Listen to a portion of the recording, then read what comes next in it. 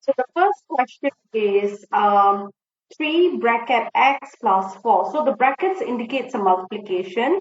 So how will I go about this is, so how will I go about this would be, first I will take 3. I will take 3, I will times it. Alright, so first, like I said, I will take 3, I will times it with x. I will put my arrows like that. So 3 times x, I will get 3x. And then 3 times by positive 4, so I'll get positive 12. So this is how I break my bracket. Alright, so the next one, I'm going to times this 5x into both everything inside the bracket. Alright, so 5x times 2y. So what's the first thing I will do is I will take the number 5 times 2. So 5 times 2 is basically 10. And then x times by y, x times y is xy. Alright, and then I will take the same thing I will do with for positive 3. So 5 times positive 3, I will get positive 15. And x, there's nothing to times in with here, so it'll just be x. Now the third one would be, I will take 2a and I will times it with everything inside here, all the terms that are inside the bracket. So first I will take, I can do the numbers first. 2 times by 3. 2 times by 3 is 6. And then, like I can see, a times a. A times a is basically a squared. Alright?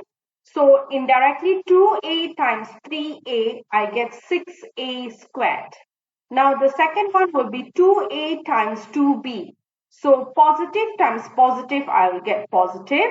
So, 2 times 2, I get 4. A times b, I get ab. Alright? The next one is 2a times negative 3c. So, positive 2 times negative, I will get negative. 2 times 3 is 6. A times C will be AC. Alright. So now this is my single brackets that I'm breaking. Okay. Let's go to the next example.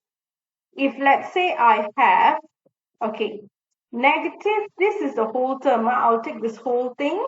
Negative 4p times 2p. Alright. So this one I'll take negative 4 times 2, I will get negative 8. P times P, I will get P squared. And then I will take negative 4 times by negative Q. So I know negative times negative will be positive. The invisible number in front of Q is 1. So 4 times 1 will become 4. P times Q will become PQ. And then I will take this term and I'll multiply with this. So negative times positive, this is negative, this is positive here. So negative times positive, I will get negative. And the invisible number in front of R is 1. So 4 times 1, I will get 4. And P times R squared, I will get PR squared. Okay. Now, the next example, I will take this and I'll times it with all the terms that are inside. So negative 2x squared times x, basically I will get negative 2x cubed. Alright? Because x squared times x, I'll get x cubed. The only number here is 1. So negative 2 times 1, I'll get negative 2. Then I have negative 2x squared times positive 3y. So negative 2 times positive 3, I will get negative 6. X squared times y, I will get x squared y. And then I will take the third item here. So negative 2x squared minus 1 over x. So I will take first negative times negative, I get positive. So this one, how it works, I'll just do it at the side. It's basically negative 2x squared times negative 1 over x. This is basically over 1. So I know negative times negative, I'll get positive. So when I'm multiplying a fraction, I'll just take the numerator, I will multiply them, and then the denominator, I'll multiply it. So negative 2, so basically 2x squared times 1, I will get 2x squared. 1 times x is x, all right? So because negative times negative here is positive, we do not write the positive symbol. So hence here the answer will be 2x squared over x.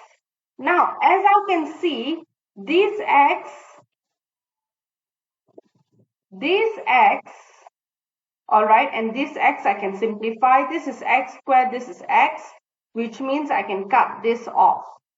And here I'll be just left with negative 2x cubed minus 6x squared y plus 2x. All right. Now, why you can simplify this, you can look at my indices video of how we can simplify this. Now, let's go to the last example. I have this times by this. So this one, if you want, I can do it at the side. It will be negative 2 over x times by negative x. This negative x is over 1. So I know negative times negative, I get positive.